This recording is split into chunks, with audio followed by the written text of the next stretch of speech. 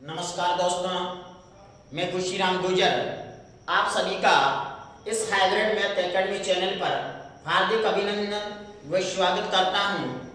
तो देखिए, यानी हमने राजस्थान के इतिहास के बारे में 3-4 लेक्चर हमने डाले और आज हमें इस राजस्थान के इतिहास में ही कल्चर की बात करते हैं।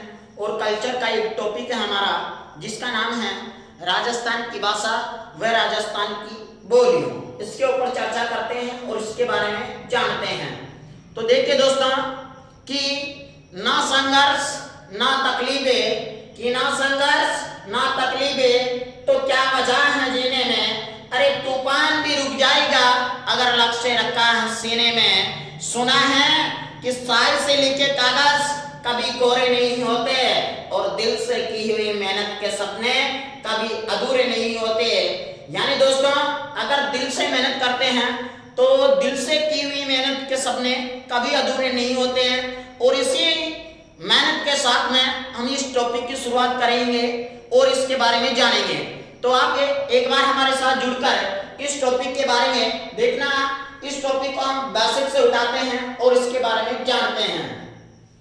तो देखिए दोस्तों, इसके बारे में हम 3-4 पॉइंट याद करेंगे। पहली चीज तो कि जो ये राजस्थान की भाषा है, क्या राजस्थान की भाषा एक राजभाषा है? तो देखिए, यानी जो राजस्थानी भाषा है, ये राजस्थानी भाषा यानी अगर मैं बात करूं तो एक राजभाषा नहीं है। क्या नहीं है?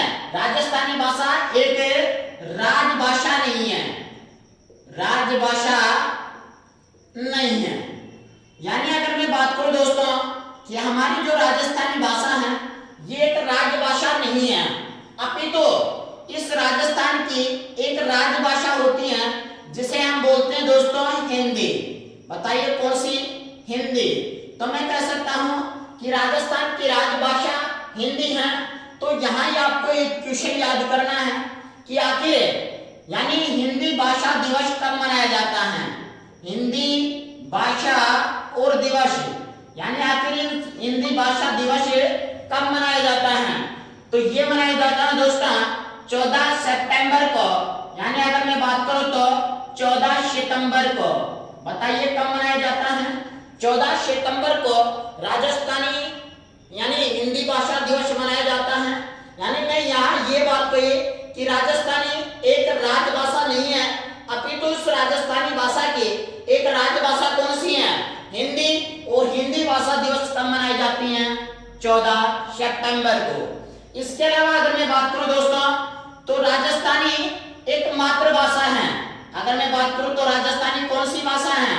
तो राजस्थानी अगर मैं बात करूं दोस्तों एक मातृभाषा है, एक मातृभाषा है। यानी माता के द्वारा सिखाई हुई भाषा है हमारी। कौन सी भाषा?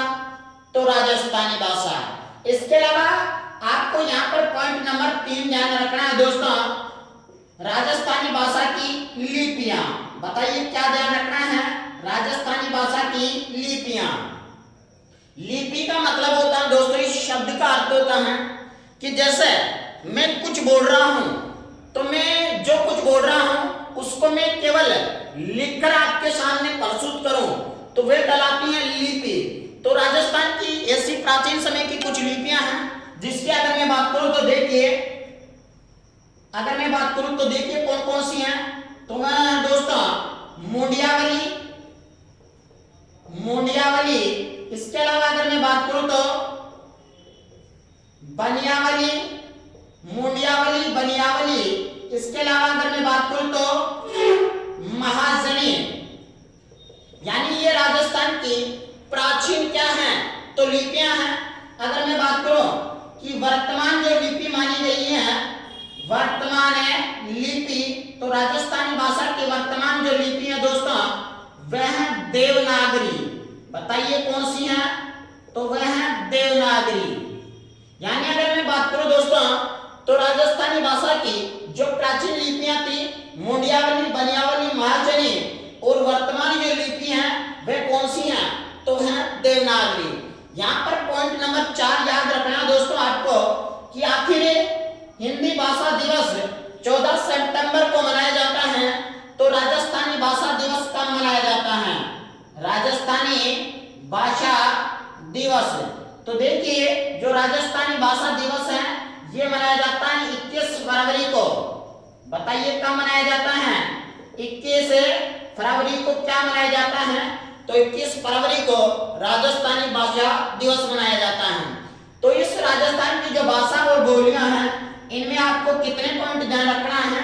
तो यहाँ पर आपको 4 पॉइंट ध्यान रखना है। इसके बाद में हम जानेंगे कि ये जो राजस्थानी भाषा है आखिर इस राजस्थानी भाषा की उत्पत्ति कैसे हुई है। तो देखिए दोस्तों, अगर मैं इसकी उत्पत्ति की बात करूं, किसकी? राजस्थानी भाषा की, तो देखिए इस राजस्थानी भाषा की उत्पत्ति के बारे में आपको क्या ध्यान रखना है।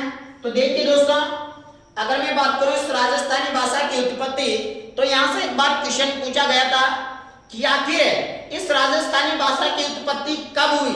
पहली चीज तो यानी इसकी उत्पत्ति का समय क्या था? राजस्थान की भाषा की उत्पत्ति का समय क्या था? तो इसका समय माना जाता है दोस्तों, अगर मैं बात करूं तो 1150 ईस्वी। बताओ कितना माना गया? 1150 ईस्वी। लेकिन यहां से क्वेश्चन ये भी पूछा गया था कि अगर आपको 1150 को अगर शताब्दी में पूछ ले दोस्तों, तो आपको क्या बताना है कि 12वीं शताब्दी में राजस्थानी भाषा की उत्पत्ति हुई। बताइए कौन सी शताब्दी में?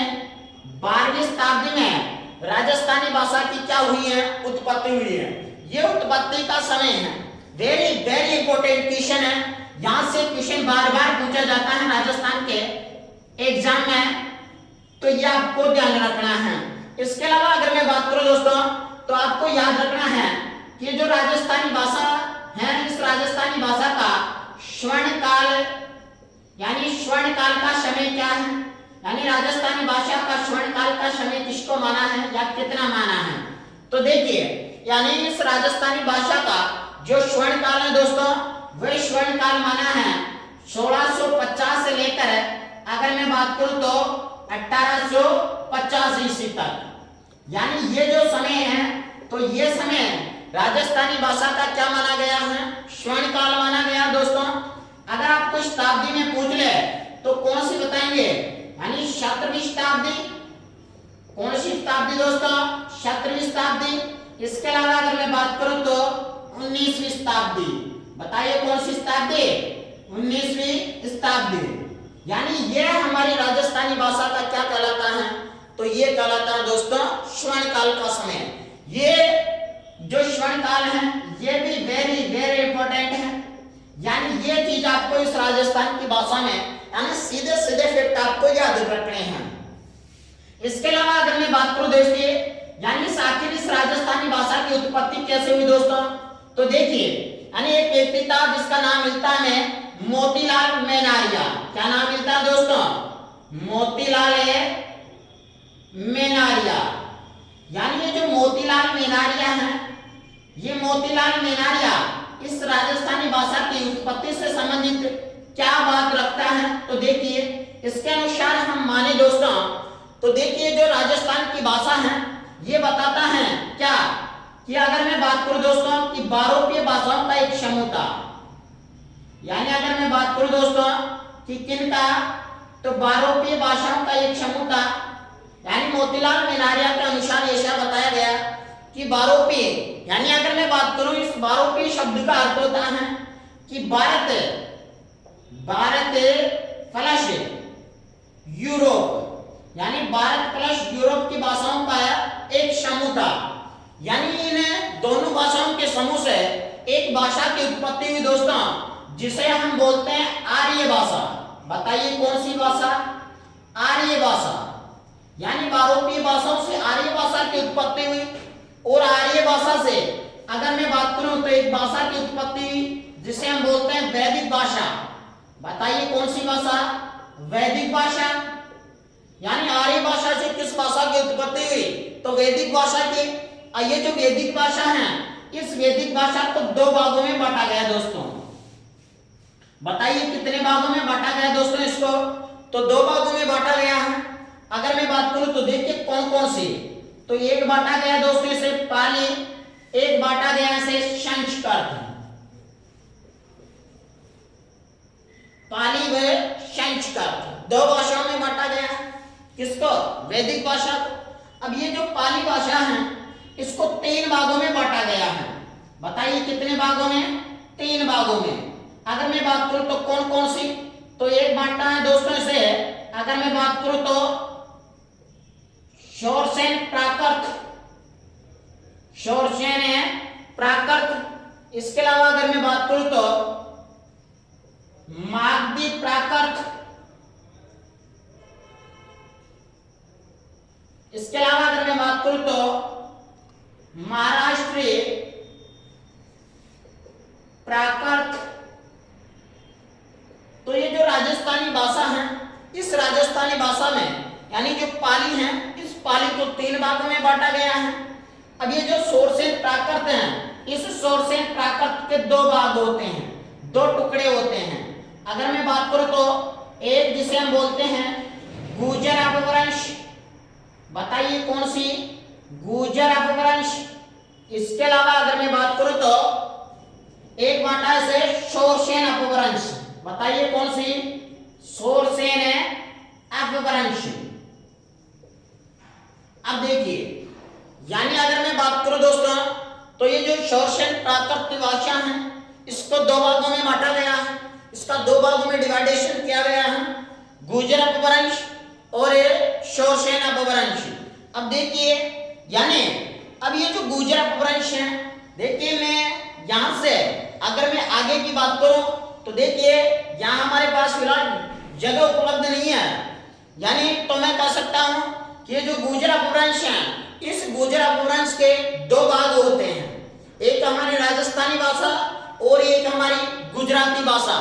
तो हमारी जो राजस्थानी भाषा की उत्पत्ति मानी गई है दोस्तों, वह उत्पत्ति मानी गई है किससे? गुर्जर अपभ्रंश से।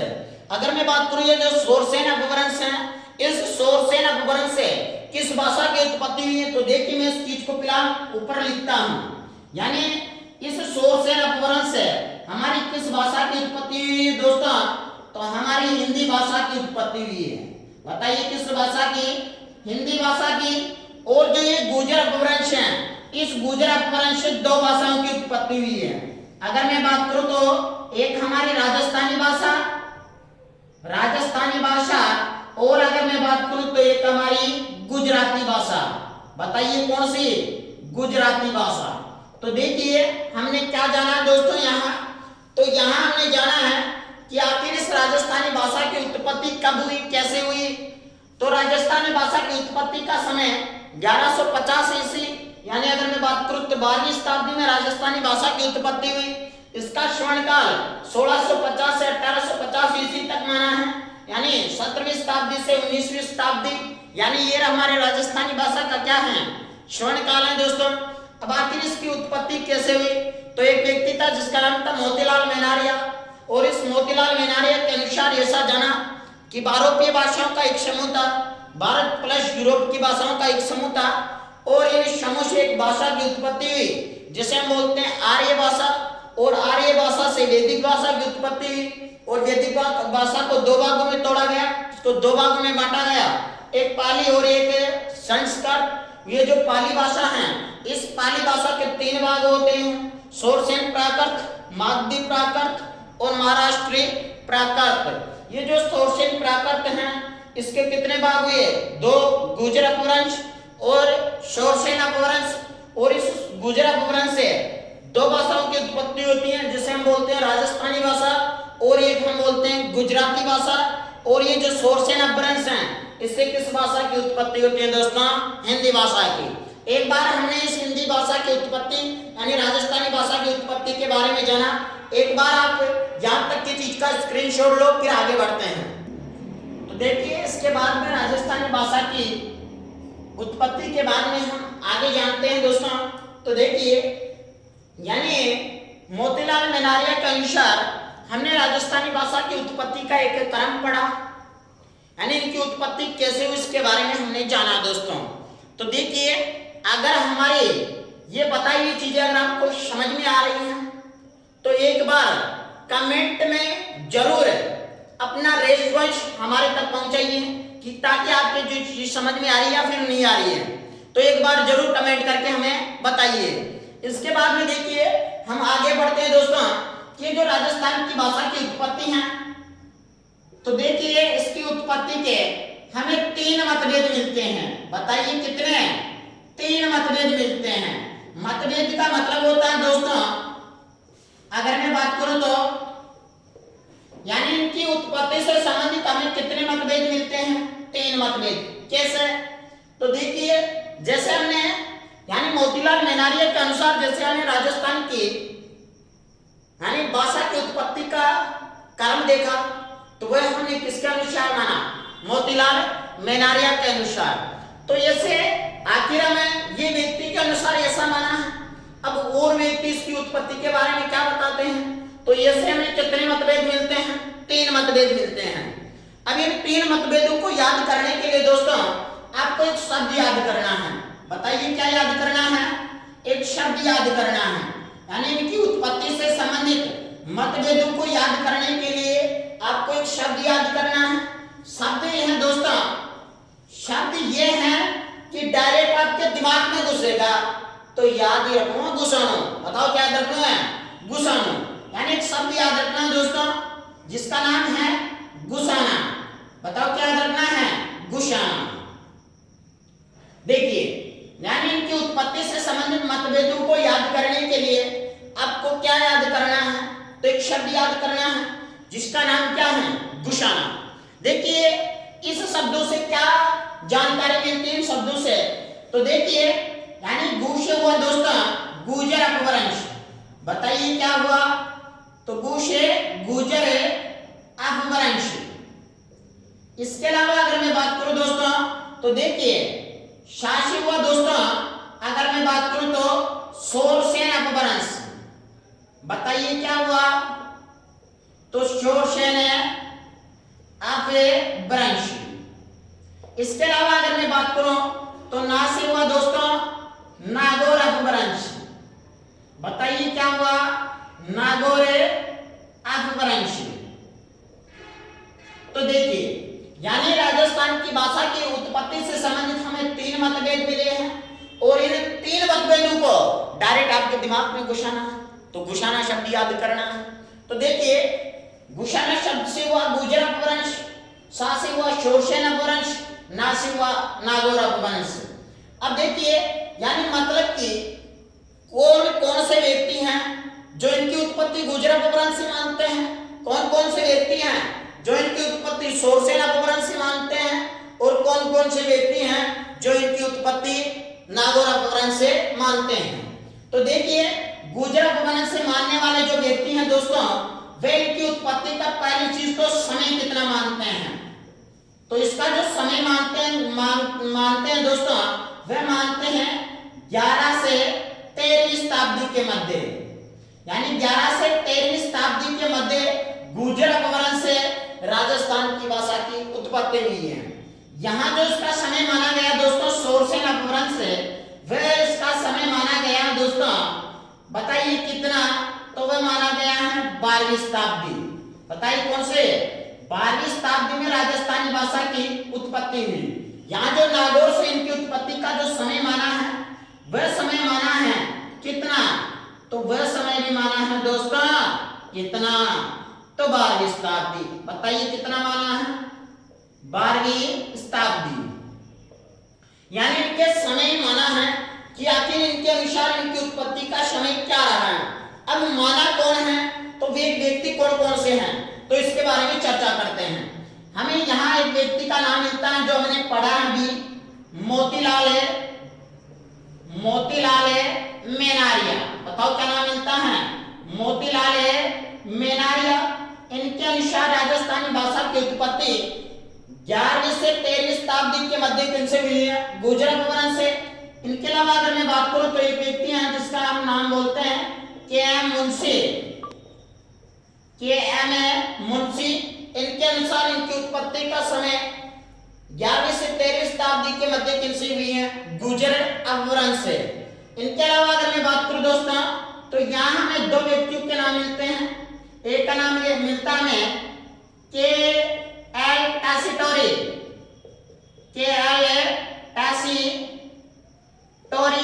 इसके अलावा अगर मैं बात करूं तो एक हमें नाम मिलता है एलपी टैसिटोरी, एलपी टैसिटोरी।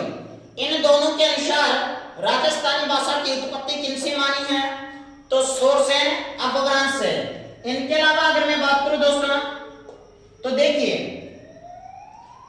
इनके अनुसार अगर नागौर अपभ्रंश से इनकी उत्पत्ति देखे तो एक व्यक्ति का नाम मिलता है पुरुषोत्तम, पुरुषोत्तम, पुरुषोत्तम मेनारिया। इसके अलावा अगर मैं बात करूं तो जॉर्ज फर्ग्यूसन, जॉर्ज फर्ग्यूसन। इसके अलावा अगर मैं बात करूं तो George Abraham Grierson, George Abraham, George Abraham Grierson. यानी इनके अनुसार राजस्थानी भाषा की उत्पत्ति किनसे मानी है? तो वह मानी है दोस्तों नागौर अपभ्रंश से। तो ये इनकी उत्पत्ति से संबंधित हमें कितने मतभेद मिलते हैं? तो 3 मतभेद मिलते हैं। आपसे यहाँ क्वेश्चन कैसे पूछेगा, मैं क्वेश्चन के ऊपर चर्चा भी करता हूं दोस्तों। जैसे हमारे पास में क्वेश्चन नंबर 1 आया, और क्वेश्चन नंबर 1 ही आया कि राजस्थानी भाषा की, राजस्थानी भाषा की उत्पत्ति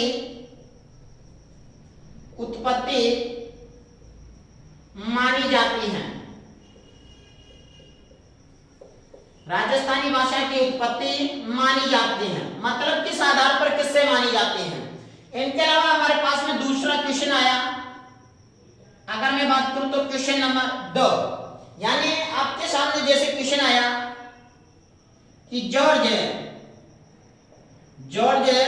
फर्ग्यूसन, जॉर्ज फर्ग्यूसन के अनुसार, जॉर्ज फर्ग्यूसन के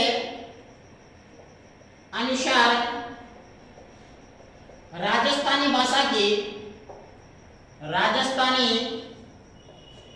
भाषा की उत्पत्ति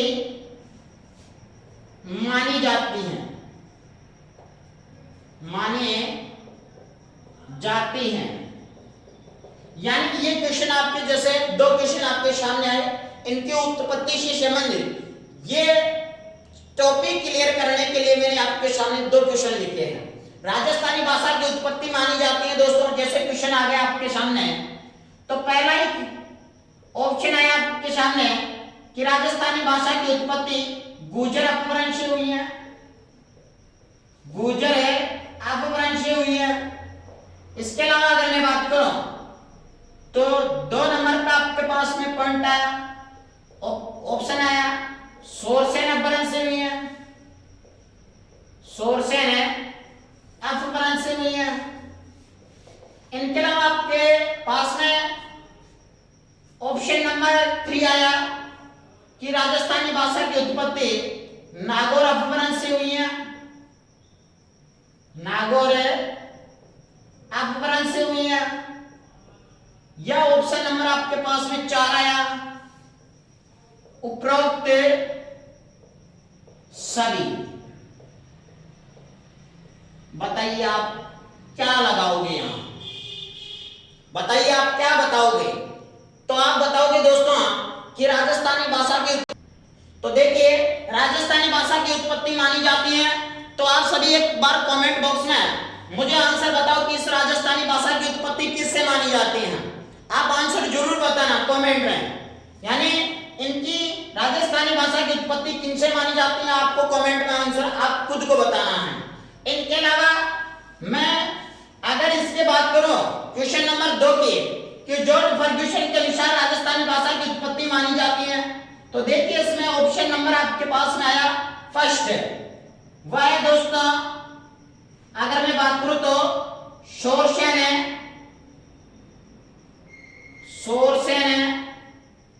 अपभ्रंश,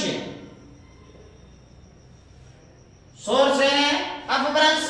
दूसरा ऑप्शन आया आपके पास में, अगर मैं बात करूं तो नागौर अपभ्रंश, नागौर अपभ्रंश। इसके अलावा अगर मैं ऑप्शन नंबर 3 की बात करूं तो अपने पास में आया गुर्जर अपभ्रंश, गुर्जर अपभ्रंश। इनके अलावा चौथा ऑप्शन है आपके पास में उपरोक्त में से कोई नहीं।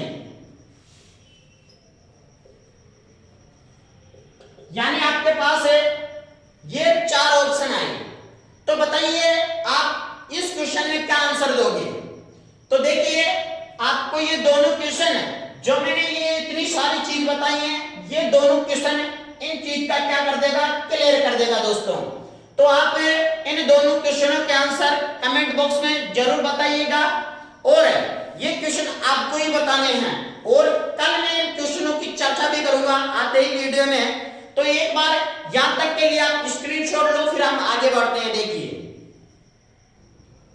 देखिए दोस्तों, हमने इस राजस्थानी भाषा की बात की और राजस्थानी भाषा में हमने इस राजस्थानी भाषा के बारे में क्या चीज के बारे में चर्चा की और क्या जाना। देखिए मैं एक बार इस चीज को वापस रिपीट करता हूं कि आखिर जो हमारी ये राजस्थानी भाषा है एक राजभाषा नहीं है, अपितु राजस्थान की राजभाषा किसे माना है, हिंदी को। और हिंदी भाषा दिवस कब मनाया जाता है, तो वह मनाया जाता है दोस्तों 14 सितंबर को, 14 सितंबर को। इसके अलावा मैंने बताया कि राजस्थानी भाषा तो एक मातृभाषा है, माता के द्वारा सिखाई हुई भाषा है। देखिए ये जो माना है दोस्तों, ये एनसीईआरटी की एक संस्था है, अखिल भारतीय संस्था, उसके अनुसार इनको ऐसा माना है। इसके बाद में अगर मैं बात करूं तो हमने इस राजस्थानी भाषा की लिपि के बारे में जाना कि प्राचीन समय में राजस्थान की अनेक प्रकार की लिपियां थी, जैसे मुंडियावली, बनियावली, महाजनी। ऐसे हमारी वर्तमान की जो लिपि है दोस्तों वह है देवनागरी। इसके बाद में हमने राजस्थानी भाषा दिवस के बारे में चर्चा की कि आखिर राजस्थानी भाषा दिवस कब मनाया जाता है, तो वह 21 फरवरी को मनाया जाता है। इसके बाद में हमने राजस्थानी भाषा की उत्पत्ति से संबंधित चर्चा की कि आखिर इनकी उत्पत्ति कैसे हुई, और उत्पत्ति से संबंधित हमने 3 मतभेदों की चर्चा की। 3 मतभेदों को याद भी किया कि उनको याद करने के लिए घुसाना शब्द याद करना है। अब यानी उनकी उत्पत्ति से संबंधित हमने कई चर्चा भी की और 2 क्वेश्चन भी आपको मैंने दिए। अब मैं आज के लिए इस वीडियो में बस राजस्थानी भाषा की उत्पत्ति के बारे में चर्चा करूंगा, उत्पत्ति से संबंधित चर्चा करूंगा, और कल के वीडियो में हम इस राजस्थानी भाषा को इतने बेहतरीन ढंग से पढ़ने वाले हैं कि ये जो राजस्थानी भाषा है तो इस बोलियों के आधार पर हमारे राजस्थान के अलग अलग क्षेत्रों में कौन कौन सी किस किस क्षेत्र में कौन कौन सी बोलियां बोली जाती हैं, तो वह चर्चा हम कल करने वाले हैं और इतने बेहतरीन ढंग से करने वाले हैं कि एक ही गाने के माध्यम से मैं सारी बोलियां याद करवा दूंगा। इसके अलावा हमें उन ट्रिकों का सहारा लेंगे दोस्तों, जो ट्रिकें आपके दिमाग में सीधे सेट होगी। तो आप कल का वीडियो देखने के लिए इस वीडियो को अपने दोस्तों के साथ ज्यादा से ज्यादा शेयर करिए और कमेंट बॉक्स में हमें जरूर बताइए कि मेरी बताई हुई बातें क्या आपके समझ में आ रही हैं। तो एक बार मेरे को कमेंट बॉक्स में जरूर बताइए। आज के लिए इतना ही। जय हिंद, जय भारत।